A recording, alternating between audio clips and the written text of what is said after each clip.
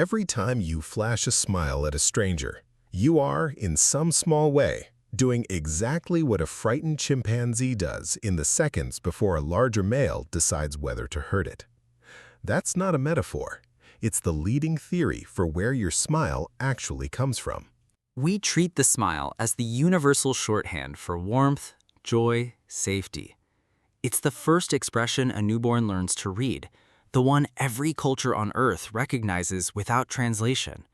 But strip away everything you've been taught about what a smile means, and you're left with a much stranger, much older signal, one that had nothing to do with happiness at all. Go back far enough, before spoken language, before fire was a guarantee, before humans had anything resembling law or property or personal space, and you land in small, crowded bands of early hominins who had one problem above all others. They had to live in constant physical proximity to creatures strong enough to kill them, and they had no way to explain themselves in words. No way to say, "I mean no harm." No way to say, "I submit." No way to say, "Please, not today." Go back far enough, before spoken language, before fire was a guarantee, before humans had anything resembling law or property or personal space, and you land in small, crowded bands of early hominins who had one problem above all others. They had to live in constant physical proximity to creatures strong enough to kill them, and they had no way to explain themselves in words. No way to say, "I mean no harm." No way to say, "I submit." No way to say, "Please, not today." This is where it gets uncomfortable, because the smile didn't evolve to express delight. It evolved to manage danger. It's a tool, a piece of social engineering older than most of what we call civilization, built not by one clever inventor, but by generation after generation of primates who survived because they knew exactly when to bare their teeth in exactly the right way. And the closer you look at where that gesture came from, the less it looks like affection. It looks like fear wearing a disguise that worked so well we forgot it was ever anything else. Picture a troop of chimpanzees moving through dense forest in East Africa. A dominant male charges past, all noise and bristled hair, and a smaller subordinate chimp freezes. It can't run, there's nowhere to go. It can't fight, it would lose. So it does something else entirely. It pulls back its lips, exposes its teeth, and holds that expression, wide-eyed, toward the male barreling toward it. That expression is called the silent bared teeth display, and primatologists who study facial communication in chimpanzees, bonobos, and other primates consider it one of the strongest candidates for the ancestor of the human smile. It isn't a threat gesture, it's the opposite. Among many primate species, it functions as a signal of submission and reassurance, a way of saying, without a single sound, "I am not a danger to you, and I'm asking you not to be a danger to me." That expression is called the silent bared teeth display, and primatologists who study facial communication in chimpanzees, bonobos, and other primates consider it one of the strongest candidates for the ancestor of the human smile. It isn't a threat gesture, it's the opposite. Among many primate species, it functions as a signal of submission and reassurance, a way of saying without a single sound, "I am not a danger to you, and I'm asking you not to be a danger to me." Over millions of years and across many primate lineages, that appeasement display didn't disappear, it spread. It shifted from a signal used only in moments of fear towards something used more broadly and more relaxed and even playful contexts, especially as social bonds, grooming relationships, and cooperative living became more central to primate survival.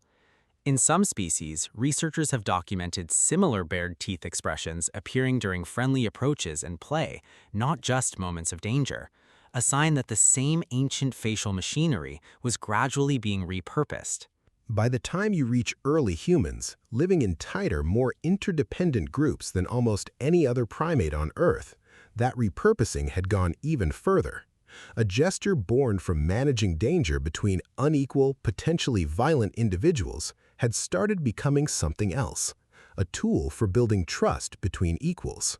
But here's where the story stops being simple. because your face didn't just inherit one smile. It inherited at least two, and only one of them is telling the truth. In the 1800s, a French neurologist named Duchenne de Boulogne ran electrical currents into the facial muscles of his patients, trying to map exactly which muscles moved when a person expressed different emotions. What he found in the smile specifically has haunted researchers ever since.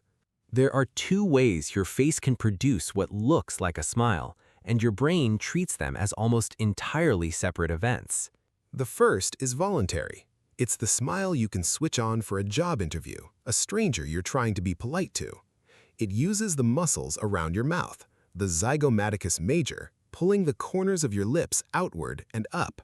You have full conscious control over it. You can hold it, fake it, aim it. The second is involuntary. It engages those same mouth muscles, but it also fires the orbicularis oculi, the ring of muscle circling your eyes, pulling the skin at the corners into creases we call crow's feet, narrowing the eyes slightly, lifting the cheeks in a way that most people cannot consciously replicate. This is what is now known as the Duchenne smile, and here's the part that should stop you cold. Most people cannot produce it on command. The neural pathway that controls it runs through older, more automatic regions of the brain, largely outside voluntary reach. It shows up when something genuinely delights, moves, or relieves you, and it's remarkably difficult to fake convincingly. Think about what that means. Somewhere in the architecture of the human face, evolution built a lie detector into the exact expression most associated with trust. No claws, no fangs, no written contract, no spoken oath. And yet your own species evolved a built-in tell for sincerity, embedded in muscles most of us have never consciously noticed we don't control.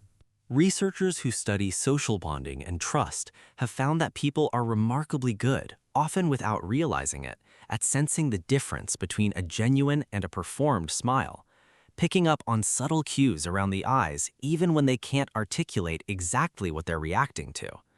In a species that depends on cooperation to survive, that ability isn't a curiosity. It's closer to a survival mechanism, running quietly underneath every interaction you have.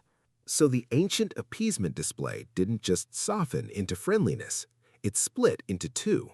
One branch you can control and deploy strategically, and one branch that stays stubbornly, almost defiantly honest.